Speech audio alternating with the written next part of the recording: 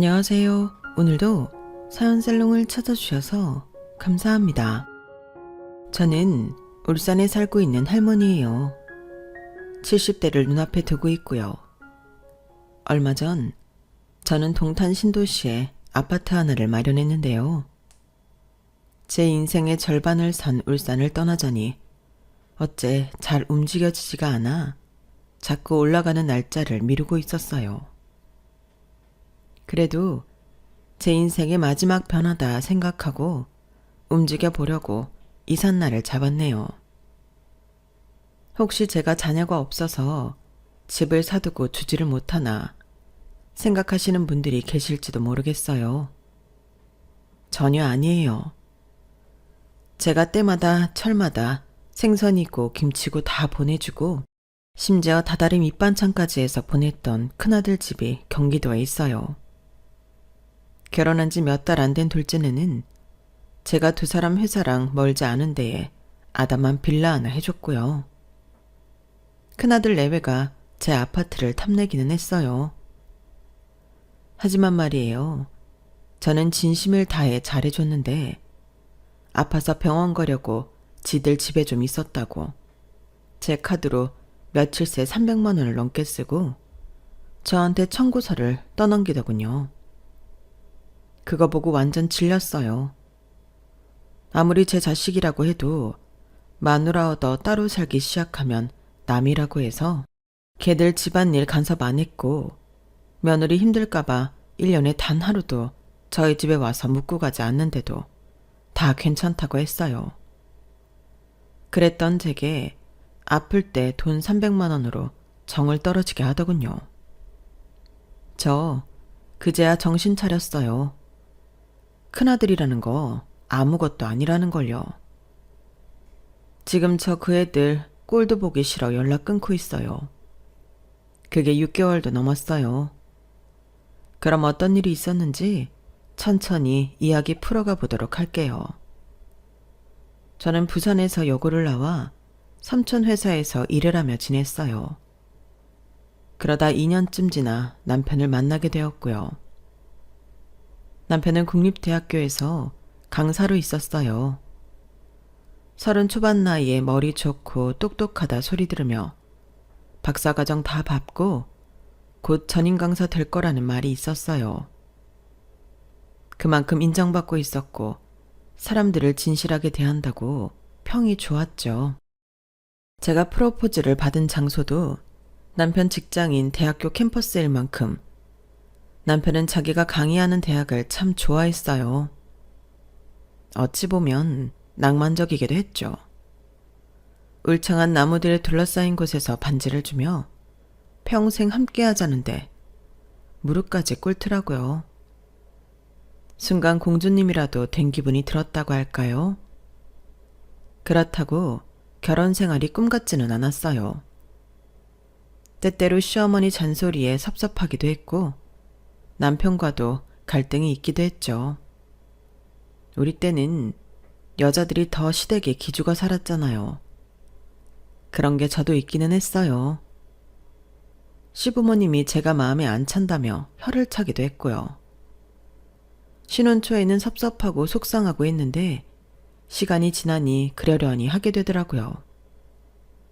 그게 시부모님이 저한테 뭐라고 하실 때가 있어도 다른 사람들 앞에서는 며느리 잘 들어와서 아들 일 잘 풀리고 재산 풀었다며 칭찬하셨거든요.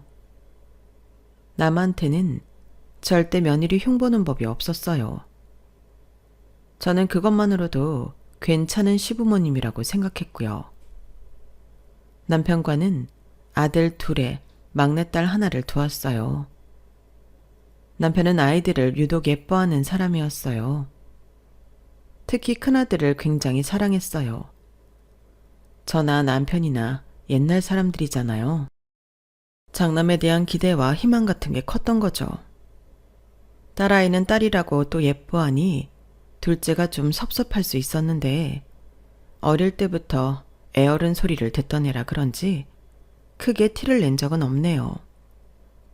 지금 생각하면 둘째가 속이 깊어서 저희 가정이 별일 없이 지나왔던 것 같아요. 남편은 교수로 명성을 쌓으며 강의도 많이 했어요. 그렇게 평범한 일상이 언제까지고 계속될 줄만 알고 살았어요. 하지만 남편은 큰아들이 대학을 졸업하던 해에 갑자기 저 세상으로 가버리고 말았어요. 심근경색이라고 하더군요. 저에게 이런 일이 생기다니 어떻게 이럴 수 있나. 세상이 다 원망스럽고 하늘도 원망스러웠네요. 너무 큰 충격을 받았거든요. 때마침 큰아들은 졸업 기념이라며 미국 여행 중에 있어서 장지로 옮기는 날에야 돌아왔어요. 그래서 넋을 놓고 울기만 하는 저를 위로하고 모든 걸 다 했던 게 둘째였네요. 딸아이도 저 대신 주변에 다 연락을 했고요. 저는 그저 남편이 가장 사랑했던 큰아들이 오기만을 바랐어요. 여행에서 막 돌아와 장지에서 만난 큰아들을 보자마자 저는 그 아이 품에 안겨 다시 한번 통곡을 했었네요. 남편이 먼저 가버리고 저는 큰아들한테 더 의지를 했던 것 같아요. 남편이라면 큰애한테 이렇게 했겠지. 남편이 있다면 큰애하고 이런 걸 했겠지. 그런 생각들이 떠올라 더 많은 걸 챙겨줬고 남편의 빈자리가 느껴지지 않도록 애를 썼어요. 둘째나 딸아이보다 큰아이가 많이 허전해할 것 같아서였죠. 민수야, 뭐든 필요한 거 있으면 말만 해. 엄마가 어떻게든 해줄 거니까. 알겠지? 엄마한테는 우리 민수가 최고야. 아버지 몫까지 엄마가 해줄 거야. 엄마 마음 나도 다 알지. 아빠 돌아가셨어도 엄마가 있어서 이만큼 견디는 것 같아. 민호, 민영이도 아빠 많이 보고 싶겠지만 나만큼은 아닐 거야. 아빠랑 나랑 각별했잖아. 그래서 말인데 나 미국 갔을 때 석사과정 하면서 살아보고 싶은 데가 있어. 근데 미국 가서 몇 년씩 있는 건 엄마도 어렵지. 그래도 미국 갔다 오면 훨씬 더 좋을 것 같아서 말이야. 당연히 더 좋겠지. 갈 수 있으면 가. 어렵긴 뭐가 어려워. 걱정 말고 준비해. 아이들한테 말을 하지는 않았지만 남편은 돌아가신 시아버지한테 받은 유산이 꽤 있었어요. 남편이 유산을 받고서 바로 제 앞으로 해줬던 부산에 있는 건물이 있었어요. 그 외에도 경주에 땅이 있었고요. 시아버지가 꽤 알부자였어요. 남편이 가고 나머지를 받게 된 저한테는 다른 일 안 하고 아이들을 키울 수 있는 충분한 여유가 있었어요. 하지만 남편이 남기고 간 걸 허투루 쓰고 싶지 않아서 언니와 함께 식당을 하며 생활비를 벌고 있었죠. 그러니 큰아들은 자기가 미국을 갈 수 있는지 걱정했던 거였고요. 저는 당장 부산에 있는 건물을 처분해서 큰아들이 미국 갈 수 있는 돈을 만들었어요. 제가 큰아들 민수 이름으로 통장을 만들어서 주니 애가 놀라서 저를 보더군요. 엄마한테 이런 큰 돈이 어딨어? 혹시 이상한 데서 빌린 돈 아니지? 아니야, 이모랑 이모부가 해주셨어. 엄마가 왜 이상한 데서 돈을 빌려. 그런 걱정 하지 마. 정말이니까 이모한테 물어봐. 물론 언니한테는 미리 입을 맞춰둔 상태였어요. 그제야 큰아들은 안심을 하고 기쁜 얼굴이 되더라고요. 그렇게 큰아들은 미국 갈 준비를 착착 진행했고 저는 계속 언니와 식당 일을 했네요. 그러자 대학생이던 둘째가 자기가 과외 아르바이트에서 돈을 잘 버니까 이제 저더러 일을 하지 말라고 하는 거였어요. 둘째는 큰애보다 공부를 잘해서 서울에서 더 좋은 대학을 다니고 있었어요. 큰아들이라고 오로지 장남한테만 신경 쓰고 있었던지라 둘째 아들의 이야기가 너무 고마웠고 미안했어요. 제가 그 돈을 받을 수는 없었죠. 아니야, 민호야. 너는 형도 안 한 아르바이트하며 공부하는데 네가 써야지. 엄마 걱정하지 마. 엄마는 오히려 나가서 있는 게 더 좋아. 집에만 있으면 그게 더 힘들어. 아빠 생각도 더 나고. 그러니까 엄마 신경 안 써도 돼. 민호 너 하고 싶은 거 다 하면서 써. 엄마는 나한테 돈 받는 것도 불편해? 내가 마음 써주는 건데 내 마음도 좀 생각해 주지. 아니야, 절대 그런 거. 엄마가 미안해서 그래. 우리 민호 혼자서 너무 잘하니까. 그게 미안해서 그래. 그래도 형이 주면 받았을 거잖아. 그제야 저는 둘째 아들이 꽤 상처를 받고 있다는 걸 알았어요. 그렇다고 제가 변한 건 아니었죠. 그저 그런 게 아니라고 열심히 설명하고 미안하다고만 했네요. 둘째한테도 잘해야지 하면서 자꾸 큰아들만 신경 쓰게 되는 게 어쩔 수 없더라고요. 딸아이도 저한테 둘째 오빠 신경 쓰라고 할 정도였지만요. 저도 안 그러려고 하는데도 자꾸 장남의 남편 모습까지 겹친다는 이유로 큰아들만 돌보게 되더라고요. 지금은 정말 많이 후회하고 있어요. 둘째는 그날 저한테 섭섭함을 표시한 후로 2번 다시 그런 말을 하지는 않았어요. 그리고 시간이 흘러 큰아들은 미국으로 가게 됐어요. 공항에서 출국장을 나가는 큰아들을 보며 얼마나 울었는지 몰라요. 남편이 갔을 때만큼은 아니어도 정말 너무 눈물이 나더라고요. 언니가 저한테 뭐라고 할 정도였어요. 그날 일을 하나도 못하고 집에 자리 보전하고 누웠거든요. 죽이랑 식당에서 반찬을 이것저것 가져온 언니는 예언 같은 말을 했어요. 너 민수 끔찍하게 여기는 거 아는데 그렇다고 민호나 민영이 마음 아프게 하는 거 아니야. 너 이러는 거 그 애들이 어떨 것 같니? 이제 네 옆에 있는 애들 좀 돌아봐. 그리고 민수는 이제 미국 갔으니 지 알아서 하고 오게 내버려 두고. 너 나중에 더 나이 들어 봐라.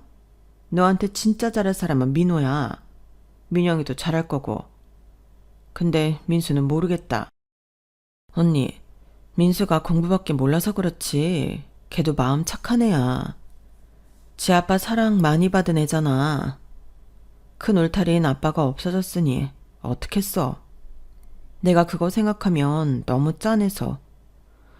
민호나 민영이보다 민수가 애틋했잖아. 하여간 너 민수 생각하는 건 진짜 못 말리겠다. 근데 그 울타리 민호도 민영이도 잃어버렸어. 너도 잃어버렸고. 제발 부탁이니 이제 너 자신부터 돌봐. 그리고 민호랑 민영이도 좀 생각하고. 식당은 당분간 안 나와도 돼. 사실 너 없이도 나 혼자 충분히 할 수 있어. 네가 대준 돈이 있잖아. 나오는 수익에서 그냥 네 목 챙기기만 해도 돼. 처음 언니가 식당을 할 때 자금이 부족해서 제가 돈을 대주고 같이 하자고 하며 시작한 거였거든요. 그냥 돈만 대주면 언니가 자존심 상할까 봐요. 규모는 작은 식당이었지만 고급 음식점으로 소문이 잘 나서 저녁 같은 경우는 예약만 받고 있었어요. 형부가 하는 사업이 어려울 때 시작한 일인데 이제 형부도 다시 재기해서 안정적으로 되었죠. 식당은 이제 정말 제가 없어도 되기는 했어요. 알았어. 그러면 매주 2번이고 3번이고 내가 나가는 날 정해줘. 그러면 나갈게. 언니는 주마다 정산하는 날 1번만 나오라고 했고 저는 그날이 되면 새벽같이 나가서 제가 주방 청소도 싹 하고 설거지 나오는 것도 다 하고 했어요. 근데 제가 그러는 걸 형부가 보게 된 거예요. 아니, 처제가 왜 설거지를 하고 있어? 그런 거 하라고 우리 집 사람이 부르는 거 아니야. 그저 한 번씩 나와 바람 쐬라는 거지. 괜찮아요, 형부. 누가 하면 어때요? 저 좋아서 하는 거예요. 움직이는 편이 마음도 좋고요. 형부는 그런 제 어깨를 다독여줬어요. 별 말은 없었지만 형부의 위로가 전해지더라고요. 큰아들은 미국에서 드문드문 연락을 하다가 2년째 될 때부터는 거진 연락이 없었어요. 여름방학이면 집에 왔지만 친구들 만난다, 교수님 만난다. 이래저래 바빠 집에 붙어 있을 틈이 없었어요. 돈이 필요할 때는 전화를 했고요. 그러던 어느 날 큰아들이 말도 없이 울산 제 집에 나타났더라고요. 미국 간 지 4년 만이었어요. 둘째 아들은 서울에서 직장을 다니고 있었고 딸아이도 서울에서 대학 졸업반이라 집에는 저 혼자였어요. 저는 너무 반가워 손을 잡고 끌어안고 좋아했어요. 이게 꿈이야, 생시야? 우리 아들이 정말 왔네. 어? 우리 민수가 왔어. 근데 어떻게 온 거야? 방학도 아닌데. 아, 나 이제 조금 있으면 졸업이라 학교 거의 안 가서 괜찮거든. 그보다도 엄마, 나 결혼하려고. 결혼? 결혼을 한다고? 아니, 그동안 연애도 했던 거야? 엄마한테는 이런 방구 없었잖아. 저는 민수가 거기서 죽어라 공부만 하는 줄 알았더니 그게 아니었나 보더라고요. 젊은 사람이 이성도 만나고 놀기도 하는 거 당연하다는 걸 알면서도 왜 그리 그 순간에는 섭섭하던지요. 게다가 그때 둘째가 여자친구라고 저한테 소개시켜준 사람이 있었어요. 보니까 결혼하고 싶어하는 눈치더라고요. 여자애도 괜찮은 것 같고 애가 좋다면 지 형보다 먼저 결혼한다고 해도 시켜야지. 그거라도 해달라는 대로 해줘야지 하고 있는데 갑자기 큰아들이 결혼 이야기를 불쑥 꺼내니 당황스럽더라고요. 그냥 만나다가 헤어질까봐 얘기 못했지. 사실 일일이 내 친구 관계 엄마한테 다 말할 수도 없잖아. 그리고 만난 지 그렇게 오래된 것도 아니야. 한 6개월? 근데 인연은 길게 만난다고 이어지는 게 아니라며. 내가 수희 만나고 그게 무슨 말인지 알았잖아. 진짜 나한테 잘하래야. 엄마도 보면 마음에 쏙 들걸? 아이고, 너만 받겠다고 하는 거 결혼 아니야. 엄마도 그래. 네 아빠가 나한테 잘해준 게 없으면 그렇게 오래 같이 못 살았을 거야. 그러니까 네가 정말 마음에 들면 너도 잘할 생각해야 돼. 당연하지. 엄마도 수희 마음에 들 거야. 얘가 중학교 영어 고사라니까. 근데 나 있는 대로 연수 받으러 왔더라고. 그랬다가 이렇게 결혼할 사이까지 된 거고. 엄마도 이제 며느리 봐야지. 학교 선생님이라니 직업이 꽤 괜찮다 싶어 궁금해지더라고요. 하지만 학교 선생이 몇 개월씩 미국에 가서 연수까지 받을 정도면 집도 꽤 잘 살 것 같더라고요. 그때 제 생각에는 며느리 집안이 너무 잘 살면 괜히 우리 아들 기죽고 살까봐 좀 걱정이 되더라고요. 또 그쪽에서 우리 집에 남자 어른이 없다고 안 좋게 보면 어쩌나 싶기도 했고요. 그런 제 걱정들은 며느리와의 첫 만남에서 대부분 풀리기는 했어요. 학교 선생이라더니 지적이면서도 예쁘장해서 민수가 왜 좋아하는지 단번에 알겠더군요. 고상하면서도 지나치게 꾸미지 않는 것도 보기 좋았어요. 위로 오빠가 하나 있는 외동딸이라고 하더라고요. 부모님이 오빠랑 같이 운동도 많이 시키고 피아노에 바이올린에 많은 걸 가르쳐 주셨다는데 그런 교양이 있는 점도 좋아 보였어요. 화려하고 유행 따라가는 젊은 여자들보다 훨씬 괜찮은 것 같아 저는 잘 되면 좋겠다고 생각했었네요. 엄마, 수희 마음에 들었지? 엄마 표정 보니까 딱 알겠던데? 그래, 네가 왜 좋아하는지도 알겠더라. 네가 원래 화려한 사람보다는 지적인 이미지를 좋아했잖아. 아버지랑 오빠가 의사라고 했지? 정말 집안이 좋네.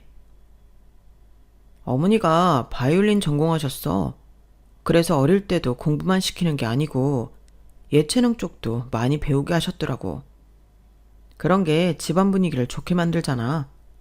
며느리감으로 딱이지? 아들은 제가 며느리감을 마음에 들어하니 굉장히 좋아했어요.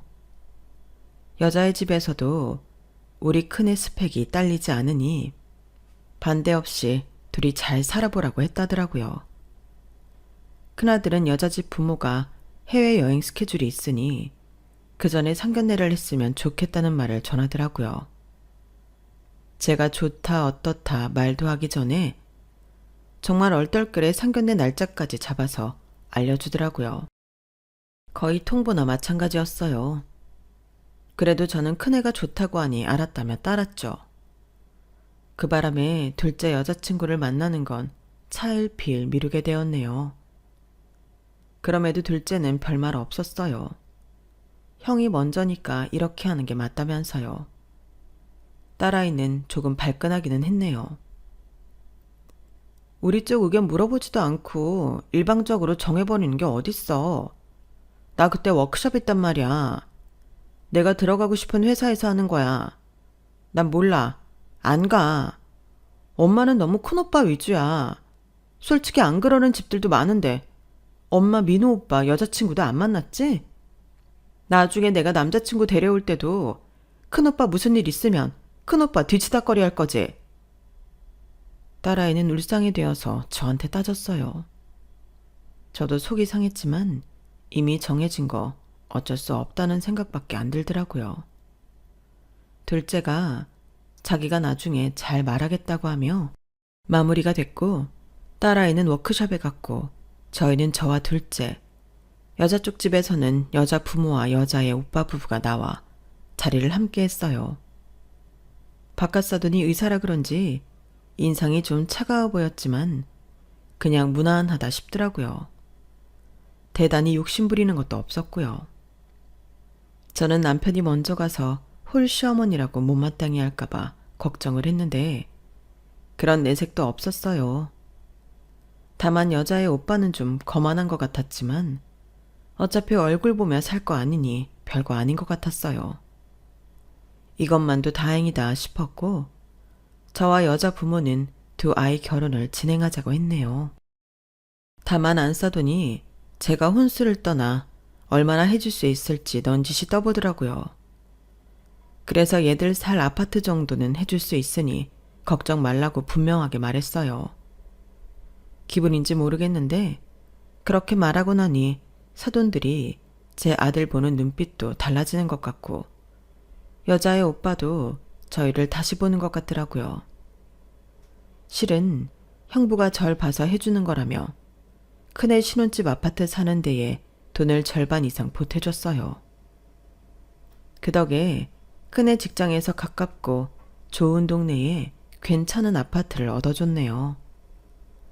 그리고 저는 남편한테 받은 것 중 재개발 들어가는 곳 땅을 팔아서 그 돈을 큰아들한테 줬어요. 꽤 되는 돈이라서 그런지 큰아들도 놀라기는 하더라고요. 니네만 잘 살면 돼. 알았지? 민수 너 니네 처가에 괜히 주눅 들지 말고 당당하게 살라고 주는 거야. 내가 왜 주눅을 들어? 나 땡땡 대학에서 초빙 연락 왔어. 이제 나도 잘 될 일만 남았다니까. 걱정 마 엄마. 아 그랬구나. 진작 말했으면 엄마가 떡이라도 맞추고 잔치를 했을 텐데. 에이 앞으로 나 결혼한다고 돈 쓸 일도 많을 텐데 뭐 그런 것까지. 됐어. 남들 안 하는 취업하는 것도 아니고. 아니야. 누가 아무나 땡땡대에서 제의를 하니? 다 민수 네가 똑똑하니까 그런 거지. 저는 신이 나서 정말 떡을 맞춰 돌렸어요. 그렇게 신이 나서 시작한 결혼 준비는 순조롭게 진행되어 결혼식을 잘 치렀어요. 며느리는 저희 친척들한테도 예의 바르고 싹싹하게 행동해서 다들 좋아했어요. 결혼식 내내 남편 생각에 저는 눈물을 찍어냈어요. 뒤에서 둘째랑 딸애가 저를 달래야 할 정도로요. 민수 아빠, 우리 민수 잘 살게 지켜줘요. 저는 그렇게 빌고 또 빌었네요. 그 후 1년이 좀 지나서 둘째가 결혼을 했어요. 몇 년 후에는 딸아이도 결혼을 했고요. 차례차례 아이들이 자기 가정을 꾸리니 제 마음이 텅 빈 것 같더라고요. 특히 큰아들 때문에 더 그랬어요. 결혼하고 몇 년 되니 저를 잘 찾아오지도 않고 전화도 거의 하지 않았거든요. 어쩌다 제가 소식이 궁금해서 전화를 하거나 문자를 넣어도 거의 답이 없었어요. 큰아들은 결혼하고 시간이 지나니 전 같지 않게 많이 퉁명스러워졌어요. 왜 자꾸 전화해요, 귀찮게. 나 쉬는 날은 자야 되니까 별일 없으면 연락하지 마요. 많이 피곤해? 엄마가 보약 좀 지어서 보내줄까? 됐고, 그냥 수희한테 돈으로 보내. 그럼 알아서 좋은 한의원에서 지을 테니까. 엄마는 좋은지 어쩐지도 잘 모르는 데 가잖아. 알았어, 돈 보낼게. 아프지 말고 잘 지내. 그래도 가끔 연락 좀 해주고. 엄마 니들 어떻게 지내는지 궁금하단 말이야. 에이 진짜 알았어요. 그렇게 전화를 툭 끊어버리는 큰아들이 섭섭했지만 애써 마음을 달랬어요. 며느리도 학교일 바쁘다고 아이 갖는 것도 미루고 일에 파묻혀 사는 것 같더라고요. 그렇게 지들 인생 열심히 사는데 내가 자꾸 전화하면 귀찮겠지 싶으면서도 그래도 어떻게 전화 한 번을 안 하나 하는 마음도 있었어요. 그래도 저 큰아들 생각해서 항상 참고 넘어갔어요. 언니랑 형부가 큰아들 부부 잘 지내는지 명절 때 오면 얼굴 볼 수 있는지 물어볼 때마다 연락도 자주 하고 용돈도 잘 보내준다고 둘러댔죠. 명절에는 아이들 바쁜 거 핑계를 대신 대주면서 지나갔고요. 사실 큰애들은 저에게 용돈 한 번 보내줘 본 적이 없었어요. 언니랑 형부는 한 번 찾아오지 않는 큰아들 부부한테 섭섭한 모양이더라고요. 그래서 제가 그만큼 더 잘하려고 애썼네요. 큰애 집의 절반 이상은 형부가 저 생각해서 보태주신 건데 그 사실을 알고서도 찾아오지 않으니 언니랑 형부는 섭섭할만 하죠. 저는 그래도 애들을 감싸고 저한테 잘하고 있고 언니 부부 못 만나서 미안하다고 한다고 변명했어요. 그러다가 제가 정말 속상했던 일이 있었는데 남편 제사 때문이었어요. 이번에 둘째 며느리가 아이를 가져서 입덧 때문에 음식을 할 수 없을 것 같길래 큰 며느리한테 부탁하는 문자를 보냈어요. 그런데 이틀이 지나도 문자를 확인도 안 했는지 영 소식이 없더라고요. 결국 저는 기다리다 못해 전화를 했어요. 그러자 3번 만에 전화를 받더라고요. 큰애야. 내 문자 못 봤니? 이번에 둘째가 입덧 때문에 제사 음식 준비를 못할 것 같아서 네가 좀 와서 해줄래? 아니 내가 할 테니 옆에서 도와만 다오. 어머니, 그이가 전화 안 드렸어요? 이번에 저희 오빠 정교수 돼서 그 기념으로 저희 다 같이 해외여행 가기로 했거든요. 이게 저희가 몇 달 전부터 준비했던 거라서요. 취소하기도 어렵고 이번만 아가씨네랑 서방님하고 같이 하시면 안 될까요? 아니, 아무리 그래도 네 시아버지 제사인데 그걸 빼고 네 오빠 일로 여행을 간다는 거야? 어머니, 저희도 이렇게 온 가족 여행 가는 거 잘 못해요. 그리고 아버님 제사는 매년 돌아오는 거잖아요. 어머님이 그렇게 말씀하시면 제 입장이 뭐가 돼요? 며느리는 불쾌하다는 듯 퉁명스러운 목소리로 말하고는 전화를 끊었어요. 저는 너무 화가 나서 큰아들한테 전화를 했는데 안 받더군요. 그래서 문자로 한바탕 속마음을 쏟아놨어요. 니네는 무슨 일이 있으면 있다. 미리 말을 해주면 무슨 큰일이라도 나니? 하필 아버지 제삿날 끼어서 해외여행 가면서 왜 미리 말을 안 해줘? 왜? 나한테 말하면 못 가게 할까봐 그랬냐? 그거 내 입장에서는 당연한 거 아니야? 니들 솔직히 해도 너무하는 거 아니니? 나 너 결혼할 때 해줄 만큼 다 해줬어. 남들 다 부러워할 아파트. 애 낳고 집 좁을까봐 30평대로 해줬고 혼수도 전부 이름 있는 데 가서 하고 뭐 하나 부족하지 않게 했다. 너한테 내가 돈 준 거 기억은 하니? 나한테 잘하라고 그렇게 해준 건 아니지만 니들도 최소한의 성의는 표시해야 될 거 아니야. 그리고 이모부가 네 아파트 사는데 그렇게 많이 보태줬는데 어째 얼굴 한 번을 안 비치니? 지금 니들 결혼하고 벌써 몇 년이야. 내가 니네 애 안 갖는다고 뭐라 하기를 했어. 언제 한번 안 찾아온다고 잔소리를 했어. 그런데 네 아버지 제사도 이제 안 챙기겠다고? 정말 해도 너무한다. 나랑 안 보고 살짝정인가 보구나. 비록 문자지만 할 말 다 하고 났더니 속이 시원하기는 하더라고요. 그러자 큰아들 내외가 연달아 전화를 하며 미안하다고 하더라고요. 며느리는 자기가 잘못했다고 하고요. 어머니, 제가 학교에서 신경 쓸 게 많아서 일 처리하며 전화를 받다 보니 좀 퉁명스럽게 된 것 같아요. 죄송해요. 이번에는 정말 오빠 축하해줘야 돼서 빠질 수가 없고 대신 저희가 여행 가기 전에 먼저 들를게요. 아들도 전화 빨리 못 받아서 미안하다며 사과를 해서 저는 그걸로 풀고 알겠다고 했어요. 큰아들 내외는 약속대로 여행 가기 전 제가 사는 울산에 내려왔어요. 같이 제가 해준 저녁을 먹고 근처 카페에 나가 차 한잔씩 했네요. 큰아들이 잠깐 화장실 간다고 자리를 비운 사이에 며느리가 이러더군요. 어머니, 이제 저 아이 가질 계획이에요. 그이도 그러자고 했고요. 아, 네가 아주 큰 결심을 했구나. 잘했다. 둘째네도 아이 생기는데 니들 없으면 아마 쓸쓸할 거야. 네, 그래서 말인데요.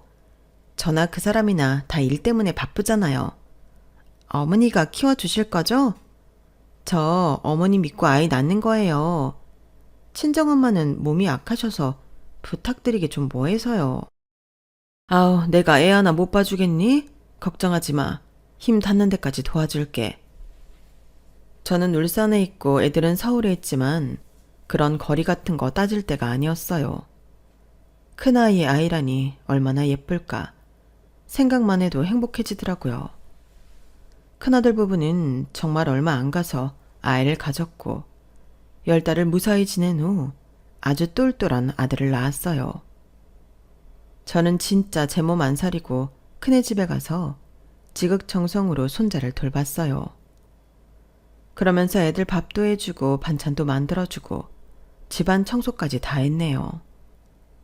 그냥 제가 해주는 게 좋았어요. 애들 아파트의 큰아들 서재방에 이불을 펴놓고 쪽잠을 자며 그렇게 며칠씩 지내다가 한 번씩 집에 내려가고 하는 생활을 3년은 한 것 같아요. 둘째네는 먼저 아이를 낳아 키우고 있어서 제가 어쩌다 들리기는 했어요. 둘째는 집안일하는 도우미를 고용해서 나름 잘 키우고 있더라고요. 제가 큰애 아이만 봐주는 게 미안해서 갈 때마다 이것저것 사가니까 둘째 며느리가 사람 좋게 웃으며 너무 마음 쓰지 말라고만 하더군요. 딸아이는 여전히 제가 큰아들네만 신경 쓰는 걸 그닥 좋아하지 않았는데 한 번은 이러더라고요. 어쩌겠어. 그게 엄마인데 내가 뭐라고 한다고 바뀔 거 아니잖아.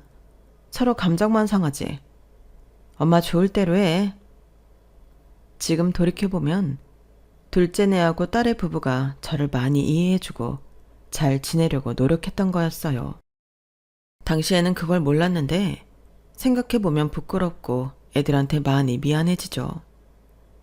저는 큰손자가 어린이집에 들어가고 도우미가 집안일을 해도 일주일에 한 번은 큰아들 집에 올라가서 반찬도 만들어 놓고 이런저런 일들을 해주고는 했어요. 그리고 하룻밤 자고 왔고요. 그러던 어느 날 애들 둘 다 집에 들어오지 않고 저만 손자를 돌보며 반찬을 만들고 있는데 아들 녀석이 먼저 집에 들어왔더라고요. 그러더니 저한테 이러는 거였어요. 엄마, 이제 반찬은 만들어서 택배로 보내주면 좋겠는데 이렇게 계속 올라오는 것도 힘들잖아. 괜찮아. 엄마는 힘들기는 뭐가 힘들어. 내 새끼들 먹는 건데. 엄마, 근데 수희가 이제 엄마 오는 게 좀 불편하대. 그렇잖아. 애 낳은 게 벌써 언제야. 그때 힘드니까 좀 키워달라고 한 거지. 이렇게 계속 주기적으로 올 줄 몰랐대. 며느리 입장에서는 그래. 엄마 내 서재방에서 자다가 우리보다 먼저 일어나서 부엌에서 달그락거리는 것도 많이 신경 쓰이나 보더라고. 한참 잘 시간에 깨게 된다고. 그러니까 반찬 해줄 거면 이제 울산에서 해서 보내줘. 아니, 이제 애 건사할 수 있고 도움이 오니까 나더러는 오지 말라 그러는 거니? 내가 언제 돈 받고 했어? 니들 건강 생각해서 좋은 재료를 해먹이고 싶은 마음에 그러는 건데 좀 섭섭하다. 섭섭하기만 생각할 게 아니라 엄마가 이모부랑 같이 집 해준 것 때문에 말 못하고 있었는데 매형네가 이번에 한강 보이는 되게 좋은 아파트 이사 갔거든. 그것 때문에 수희가 생각이 많아. 우리는 계속 여기서 이러고 살아야 되냐고 하고. 지 오빠랑 비교가 많이 되니까 속상한 것 같더라고. 그게 무슨 뜻이냐? 그러니까 이제 큰애 오빠네랑 맘먹는 집을 해줘야 된다는 거야? 아니 뭐 말이 그렇다는 거지. 그러니까 이제 오지 마요. 네? 솔직히 그동안도 애써 섭섭한 기색을 숨기고 있었지만 이제는 속상하더라고요. 저는 두말 않고 부엌을 나와 제 가방과 옷옷을 들고 큰아들 집에서 나왔어요. 그 후에 큰아들이 말하기를 이럴 줄 알았으면 오빠 의사친구 중에 골라서 결혼할 걸 그랬다는 둥 해서 좀 싸우기도 했나 보더라고요. 나중에 알게 된 건데 결혼하자고 먼저 말한 건 큰 며느리였다고 해요. 남의 아들 열심히 공부해서 학위 딸 때 연수랍시고 와서 결혼까지 하자고 해놓고 이제 와서는 결혼을 잘못했다는 식으로 말한다니 괘씸하더라고요. 그래도 어쩌겠어요. 제 손자의 엄마잖아요. 우리 집 큰 며느리고요. 저는 더 이상 큰아들 집에 가지 않게 됐고 큰아들네도 저를 찾지 않았어요. 명절이어도 항상 무슨 일이 있다, 뭐가 어떻다 하며 안 오기 일쑤였고요. 한 번은 둘째네가 온다길래 큰애 손자가 보고 싶어서 둘째네가 데려오면 안 되겠냐고 했다가 큰아들이 전화로 그 일로 부부싸움 했으니 다시는 그러지 말라고 하고는 일방적으로 끊더라고요. 점점 큰아들 내외한테 정이 떨어졌어요. 그래도 저는 남편이 끔찍하게 사랑했던 큰아들, 제가 마음을 다해 키운 큰아들의 예전 모습을 붙잡고 마지막 정을 놓지 않으려고 했어요. 그리고 몇 달 후에 불쑥 큰아들이 저한테 전화를 했더라고요. 자기네랑 장인 장모 여행 가는데 아이를 두고 가기로 했더라고요. 그때가 연휴여서 도우미도 쉬는 날이라며 저더러 아이를 봐달라는 거였어요. 애를 놓고 딸랑 지들만 여행을 간다니 한 소리 하고 싶었지만 그냥 알겠다고만 했네요. 그렇게 서울에 올라가서 손자를 돌보다가 울산에 왔더니 언니 부부가 저한테 뭐라고 하는 거였어요. 특히 언니가 많이 속상해했네요. 선혜 너 여태 애 봐준 것도 돈 한 푼 안 받았지? 그러면서 지 엄마 보러는 오지는 않고 지들 필요할 때만 오라가라 하고 아무리 친손주라지만 요새 누가 공짜로 애를 봐줘? 너 다음부터 이러지 마. 맞아. 처제 나이도 생각해야지.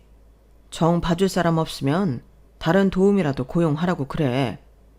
걔들 참 이래저래 지들 실속만 챙기려 들고 돈은 죽어라 안 내놓고 아니 돈이 문제가 아니고 애들 사고방식이 글러먹었어. 민수 그렇게 안 봤는데 왜 그러는지 모르겠네. 저도 이제는 점점 마음이 다치려고 하네요. 형부, 내가 그렇게 좋아하던 민수가 맞나 싶어요. 그렇다고 할머니가 돼서 내 손자 돌보며 시급 얼마 달라, 일당 얼마 달라 하기도 웃기고요. 예, 선혜야.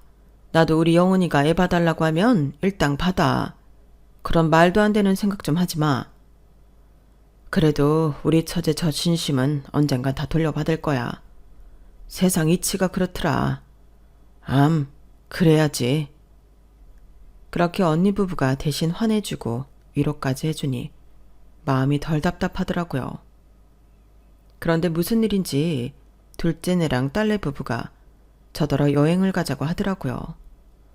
저는 됐다고 했는데도 아니라며 제주도 제일 좋은 호텔까지 잡아놨다며 억지로 저를 불렀어요. 그렇게 둘째네 부부랑 손녀, 그리고 딸내 부부랑 외손자 외손녀와 함께 제주도에서 3박 4일을 재밌게 보냈어요. 그리고 제주도 공항을 가는데 큰며느리한테서 전화가 왔더라고요. 또 나를 부를 일 있나 싶어 받아봤더니 아니나 다를까 자기가 학교에서 교사 워크숍을 가는데 애를 봐달라는 거였어요.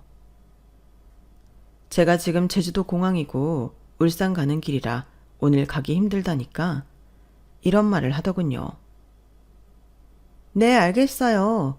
근데 어머니, 저희는 바쁘게 지내는데 어머니는 잘 놀러 다니시네요. 되게 편하고 좋아 보이세요. 이게 무슨 뜻인지 참. 큰며느리는 대야만 대할수록 정말 저랑 안 맞는다 싶었어요. 더는 같이 말 섞기 싫다는 생각까지 들어서 그날은 니들 알아서 하라고 하고 전화를 끊었어요. 그리고 얼마 안 가 제 몸에 이상이 발견됐어요. 정기검진을 했는데 위에 뭐가 보이는 게 있으니 큰 병원에 가서 일단 검사를 받아보라고 하더라고요. 저는 마음이 너무 황망해서 어찌해야 좋을지 몰랐어요. 형부가 지인 중에 큰 병원 연줄이 닿는 사람이 있다며 얼른 예약을 잡아줬어요. 근데 거기가 큰아들네 집하고 가깝더라고요. 딸애는 거기랑 반대 방향인 경기도에 살고 있고 둘째네는 강북이었어요. 게다가 둘째네도 장모가 아파서 병원을 다닌다고 거기 와 있어서 저까지 가면 애들이 너무 불편할 것 같더라고요. 병원도 차 타고 한참 가야 했고요. 그래서 큰아들한테 병원에 갈 일이 생겼으니 하루만 있겠다고 했어요. 그랬더니 잠깐 침묵하다가 알겠다고 하더라고요. 니네한테 뭐 해달라고 안 할 거야. 내가 쓸 건 내가 쓸 거니까 그런 줄 알고. 알았지? 요새 수희가 생활비 때문에 좀 예민하거든. 그러니까 엄마가 꼭 엄마 말대로 해주면 좋겠어. 저는 한숨을 쉬었어요. 그래도 제가 검사받을 게 있다고 하면 괜찮냐, 많이 안 좋냐는 말을 먼저 할 줄 알았는데 말이죠. 그때 이미 제 마음에는 큰아들 내외에 대한 가느다란 희망마저 사라졌던 것 같아요. 그렇게 제가 갔더니 어쩐 일인지 큰며느리가 집에 있더라고요. 학교가 시험이라 빨리 끝났다나요. 그러더니 저한테 이러는 거였어요. 어머니, 오시자마자 죄송하기는 한데 어머니 카드 먼저 주시겠어요? 어머니가 어머니 쓰실 거 어머니 걸로 하신다고 했으니까 그걸로 계산할게요. 저는 두 말 않고 제 카드를 줬어요. 그리고 저녁거리 준비할 거 있으면 그것도 제 카드로 하라고 했죠. 그렇게 불편한 저녁을 얻어먹고서 다음날 병원에 갔더니 검사실 스케줄 때문에 몇 시간을 기다려야 한다더군요. 검사 받는 것도 받는 거지만 기다리는 것도 힘들잖아요. 그렇게 하루 종일 고되게 보내고 울산에 내려가려는데 큰아들이 문자를 보냈더라고요. 엄마 여기 계시는 동안 카드값 50만 원 나왔어요. 아니, 아무리 제가 먹을 거 써달라고 카드를 맡겼기로 어떻게 하룻밤에 50만 원이 나오나요? 그때까지 확인 안 했던 카드값 내역 문자를 봤더니 뭘 샀는지 한꺼번에 50만 원가량 결제된 게 있더라고요. 그런데 이것들이 제 카드 번호를 인터넷 쇼핑몰 쓰는데 등록을 해놨는지 다음 날에는 300만 원이 찍히는 거였어요. 비밀번호는 제가 늘 쓰던 게 있어서 큰아들이 알았을 테고요. 그리고 일주일 후 명세서를 받아본 저는 이가 갈렸어요. 돈을 전부 일시불로 해놓아서 카드값이 평소 나오던 거 빼고 365만 원이 나왔더라고요. 저는 그 시간으로 큰아들을 완전히 마음에서 떠나보냈어요. 그리고 침착하게 아들네 사는 동네 부동산 몇 군데에 전화를 걸어 큰아들네 사는 아파트를 급매로 내놓았어요. 그리고 둘째한테 이만저만해서 큰형 집을 내놓았고 네 전화번호를 연락처로 해놓았으니 니들이 집 파는 것 좀 대신 해달라고 했죠. 그리고 큰아들한테 문자를 보냈어요. 내가 검사 때문에 하루가 니네 집에서 잤다고 365만 원이라는 돈을 결제하다니 앞으로 너희 집에서 묵지 말라는 뜻으로 알겠다. 안 그래도 동탄 신도시에 아파트 하나 해놓은 게 있는데 내가 거기로 가서 있으면서 니네 신세는 다시는 안 지려고 한다. 그러자 1분도 안 돼서 큰아들놈한테 연락이 왔어요. 엄마, 이게 무슨 소리야? 동탄에 웬 아파트? 엄마한테 그런 돈이 있었어? 청약된 거야? 엄마 돈 있어. 내가 니들 결혼할 때마다 아빠 유산 주는 거라고 해서 남은 게 없는 줄 알았나 봐. 네 아빠 되게 야무진 사람이야. 나한테 따로 현금도 주고 서울에 건물도 주고 가셨어. 그리고 네 할아버지가 우리한테 꽤 많은 땅을 주셨거든. 그게 몇 년 전 도로난다고 해서 보상금 받고 이래저래 돈이 생겨서 그걸로 동탄 아파트 마련해뒀어. 그런 게 있었으면 진작 우리한테 말을 하지. 그럼 우리도 엄마한테 안 그랬지. 아, 나한테 받아낼 거 있으면 잘하고 아니면 푸대접하는 게 니들 하는 방식이니? 그리고 내가 왜 그걸 너한테 준다고 생각해?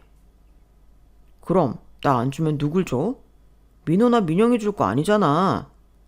아니, 널 주니 둘째네를 주지. 그리고 지금은 나 아무한테도 줄 생각 없다. 그러니까 그렇게 알아. 그리고 제가 먼저 전화를 끊었어요. 그랬더니 정말 상상도 못할 일이 생겼는데요. 바로 큰아들 내외가 그 밤에 제가 있는 울산까지 내려왔다는 거였어요. 그렇게 올 수 있는데 여태 저를 외면했다는 것밖에 더 되겠어요? 정말 두 사람이 너무 괘씸하더라고요. 큰며느리는 그 냉정하던 애가 갑자기 살랑거리며 이러는 거였어요. 어머니, 저희 동탄 그 아파트 주세요. 동탄 거기 난리도 아니에요.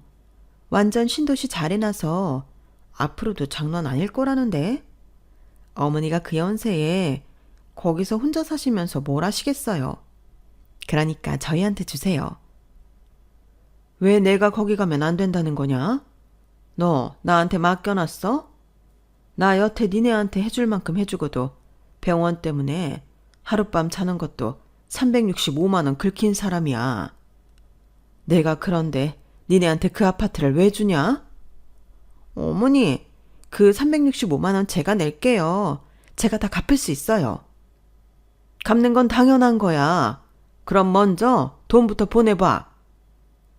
두 사람은 제가 이렇게 한 적 없어서인지 꽤 놀라더라고요. 아들은 며느리 재촉에 어영부영 핸드폰을 꺼내서 덜덜 떨리는 손으로 저한테 송금을 했어요. 저는 돈이 들어온 걸 확인하고서 이렇게 말했어요. 내가 365만 원 중에 한 5만 원어치는 먹었으려나? 그 돈은 돌려주지 않을 거다. 내가 내 손주라고 다른 친할머니들도 다 받는 월급 안 받으면서 키워줬잖아? 그러니 그 정도는 니들이 내도 된다고 봐. 그럼 됐으니 이제 그만들 가봐라. 엄마, 이대로 가라고? 동탄 아파트는 뭔 말을 해줘야지. 했잖아. 니들 못 준다고. 니네한테 안 준다고. 사람 말을 어디로 듣고 이래? 귓구녕 막혔어? 제가 호통을 치자 며느리는 깜짝 놀라 딸꾹질까지 하더라고요. 저는 그날 밤 큰아들 내외를 서울로 쫓아버렸어요. 그리고 2달 후 큰아들은 자기 집이 금매로 팔렸다는 걸 알고 난리가 났더라고요. 아니 어떻게 이럴 수가 있어. 나한테 말도 안 하고 우리 이제 어쩌라고. 니네가 알아서 해. 아니면 니들이 같이 여행 다니고 했던 니 처가에 부탁하든가. 그 집 한 돈은 둘째네 줬으니까 그렇게 알아. 나 너한테서 배운 거 진짜 많아. 아무리 부모라지만 자식한테도 한계가 올 때가 있다는 거 말이야. 내가 너를 어떻게 키웠는데? 이런 말은 안 하마. 하지만 너는 너무 내 마음을 상하게 했고 나를 인격적으로도 한 번도 대하지 않았어. 네 마누라가 그러면 너라도 잘하자고 같이 얘기를 했어야 되는 거 아니니? 너도 너다. 내가 아파트 있고 돈 있다는 거 알고 이렇게 확 편해서 말이야. 너를 나랑 먼저 가신 네 아빠가 너무너무 잘못 키운 것 같다. 이건 사돈댁도 네 마누라 잘못 키웠단 소리야. 이제 서로 절대 보지 말자. 니네 원래 명절 때도 안 왔잖아. 제사 지낼 때도 마지못해서 와서 2시간도 안 돼 가버리고 그러니. 더는 나한테 엄마가 왜 이딴 소리 하지 말고 인연 끊자.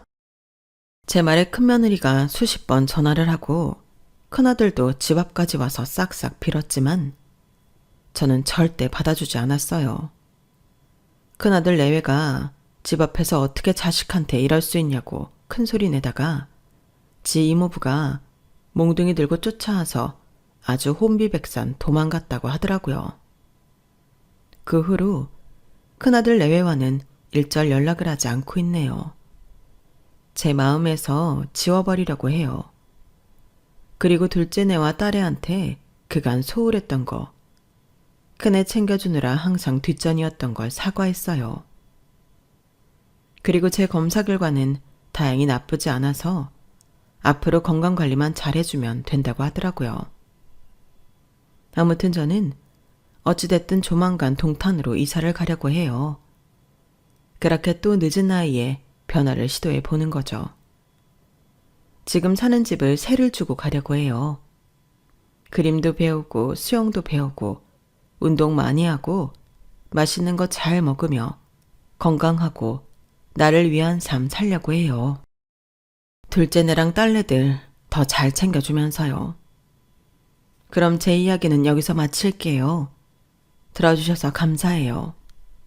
건강이 최고입니다. 이제 우리 몸 우리가 최고로 여겨주며 살자고요. 여러분, 사연 댓글에 응원과 현명한 조언 부탁드려요. 좋아요와 구독은 저에게 큰 힘이 됩니다. 오늘도 좋은 일 가득하세요.